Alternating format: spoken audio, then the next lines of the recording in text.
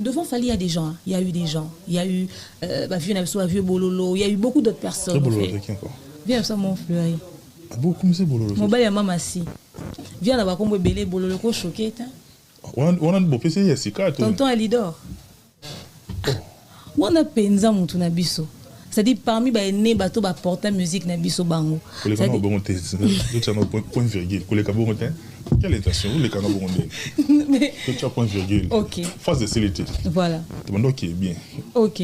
Non, mon bien c'est vieux bololo. Et où tu vas plus? Viens on a sobriquet belé hein. Pour nika bololo ne faut essayer ça posa. Te bololo c'est bololo ça amertume les arabiens te. Les alors bien te. Mais viens ça les pica moi bien belé te. Mais si tu as balance bien, on qui bien, ça la moins belé. En tout cas, ça dépend de ton goûter. Et là, la paix, c'est-à-dire, ça dépend de l'appréciation, on a constaté.